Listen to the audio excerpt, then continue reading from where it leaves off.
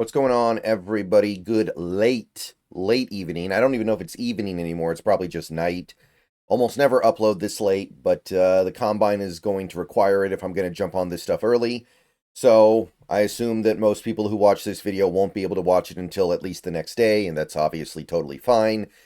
We've got to talk about this last position group from today's, still as of me recording and uploading this video today, positional group that actually went at the Combine today, linebackers. Off-ball linebackers specifically. We did the edge rushers. We did the defensive tackles. So, linebackers, it's starting to become a pretty decent draft for linebackers, I feel like. There was definitely a point in time where I didn't think it was going to be any good. I think things have started to even out a little bit to where we found some real gems. Now, I don't know if the Seahawks are going to get involved with the better, excuse me, the better linebackers in this draft, but they certainly could, right? They're one free agency loss away from potentially having to make a big investment into a new linebacker. So let's take a look at some of these options here. Let's take a look at some of these testing scores. Again, a lot of the work that these players do is not captured by any number. They're just drills that you watch to test for like balance and change of direction and that kind of stuff and agility and keeping low out of their break. So if you're not watching the Combine, you're missing stuff for sure. And also keep in mind that some players do sit these drills out. That went more for the previous two positions, like Ken Grant and Mason Graham didn't do anything for the defensive tackles. Abdul Carter didn't do any drills for the edge rushers, but linebacker was mostly pretty full. I think most of the top linebackers did stuff. There were a couple that sat out, but it wasn't too bad. So let's take a look here.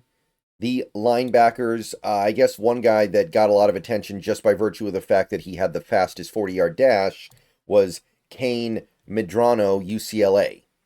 Now, in the modern NFL, linebackers have gotten pretty small. So you've got Kain Medrano here, who had the fastest 40 time, 4.46, also had a nice 10-yard split, 1.57. Jumps were decent as well. But he's 222 pounds. Normally you'd say, oh, well, he ran really fast because he's light. But if you take a look at some of the guys that ran slow times, like the slowest time was Jay Higgins of Iowa, he's 224. So not really any difference. And look, Power Eccles, he's a little bit heavier. He's 237. He had the second slowest time. What about Shamar James? Shamar James is actually a little bit lighter than Medrano, and he had the third slowest time. He ran a 4.69. So this position seems like it's all slightly smaller guys. The heaviest guy in this draft at the linebacker spot, we'll get to him a little bit later, but he's still sub 240. I didn't find any 240 plus off-ball linebackers in the draft this year at the Combine. Maybe there will be some that pop up later on, but the thing is, then we have to go by their weights, not the Combine weights, which can be very misleading. They might just outright lie. They might say, oh, I'm 240 when they're actually 232. Or maybe they go the other way. Maybe they prefer to be lighter. It depends on what they want. But the point I'm making is that by the official objective measuring of the Combine, you don't have anybody who's over 240 pounds at this position that I saw.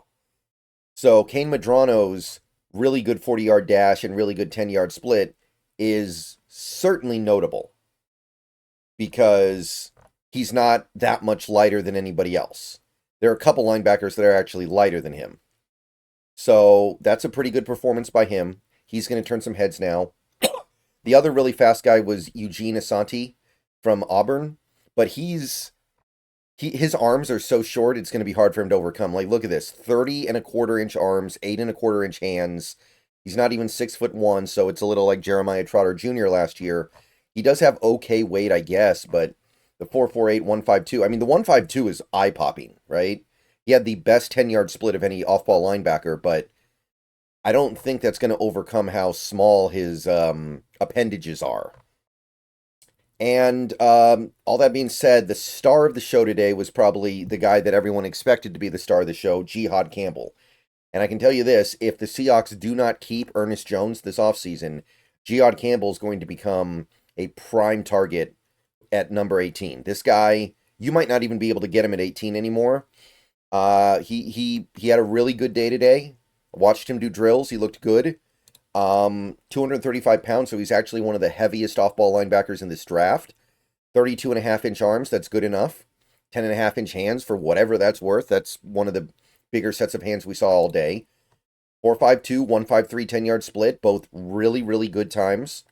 Good broad jump, so got some explosion. And remember, this guy's also a little bit of an edge rusher.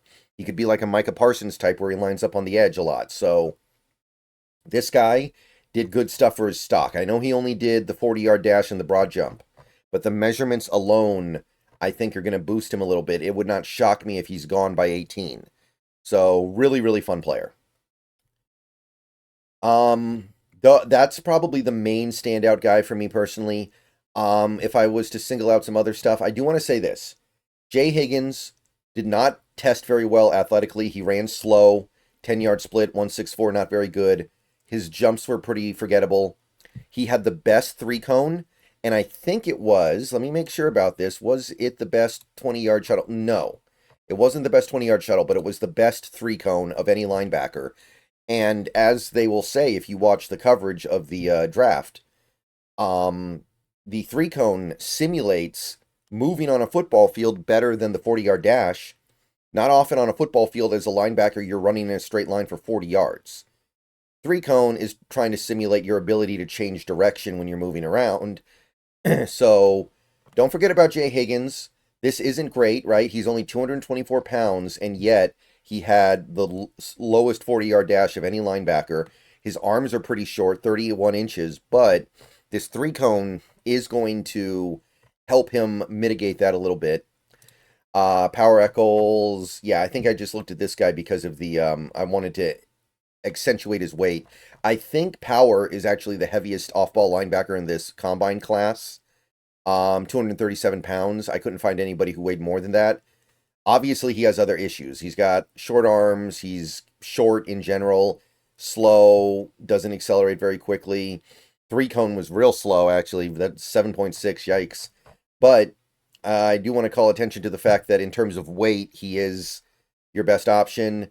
Shamar James, yeah, this was just because he ran the slow 40 despite being pretty lightweight. Really small hands, too. He's got the Alex Smith hands. Pretty good 3-cone and 20-yard shuttle, though, I guess. So that's good. Nick Martin. Nick Martin's another guy that I wanted to pull a little bit of attention to. He's a little bit undersized, but maybe not critically so. He's just shy of 6 feet tall, 221 pounds, 31.75-inch arms. But he ran a nice 40. 10-yard split was real nice, 1.54, so he accelerates quickly. And his jumps were among the best of any off-ball linebacker. 38 inches, 10 foot 3 inches on the broad. So he's got a lot of explosiveness to him, right? And that's something that you always look for. Other than some of the guys that are like freakish in this area, he had one of the best verts, 38 inches was 4th. And I believe his broad was a little bit low. Yeah, it was 5th. Okay, it was 5th.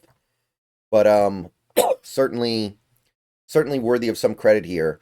Another thing that kind of surprised me because I thought this guy was going to come in light, Danny Stutsman, not undersized, 6'3", 233 pounds, which is actually one of the heavier off balls in this draft, and 32 1/8 of an inch arms.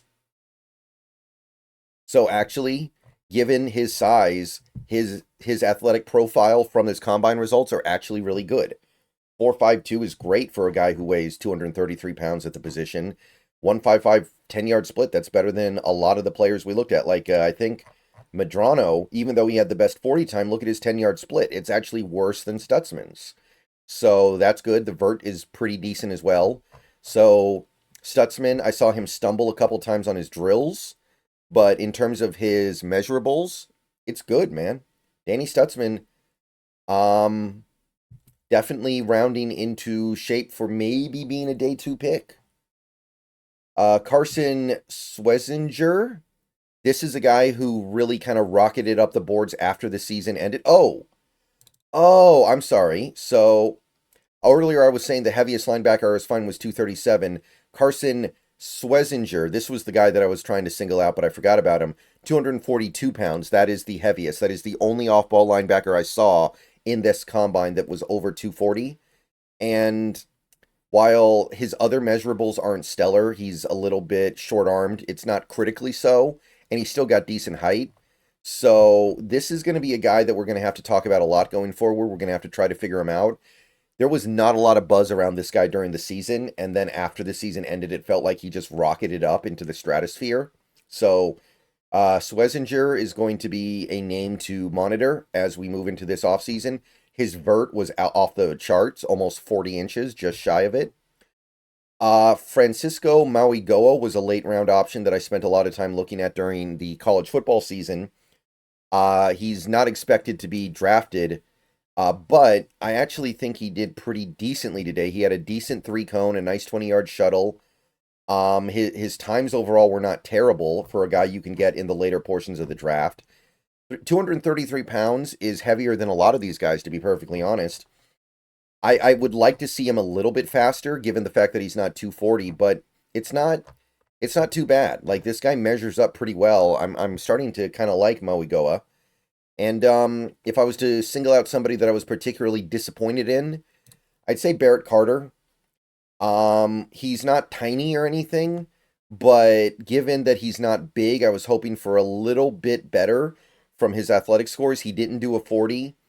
He does have decently long arms, I guess, but he's a little bit short. His jumps were good, but they weren't off the charts, and his 20-yard shuttle was actually poor. 4.41 is not really what you're looking for there. So, Barrett Carter's a guy I've been watching for a couple years now, and I was hoping he'd have a little bit of a better combine than this. But still not terrible or anything, still not really bad, but he's somebody that I was hoping for better. All right. That's it for day one of my combine coverage. Again, this stuff is just kind of it's basically a snap reaction because we just watched all this stuff on TV, right? We didn't have the opportunity to really digest every single piece of what happened at the combine here. These are just my snap reactions. It's not a great linebacker draft. It's better than it used to be, mostly because Jihaad Campbell has become such a good prospect. But whether or not the Seahawks are that interested in the off-ball linebackers remains to be seen. So let me know what you guys think down below. I know this upload is going up late, but in about 13 hours from the upload of this video, we're going to be on to the next positions. We're going to be on to tight end and DB, so we had to pump it out. So I'll see you guys tomorrow morning. Go Hawks. And video coming out tomorrow, and then we've got another day of combine stuff. I'll watch it and report back afterwards. Everyone have a good rest of your night, or if you're watching this the next day, a rest of your day.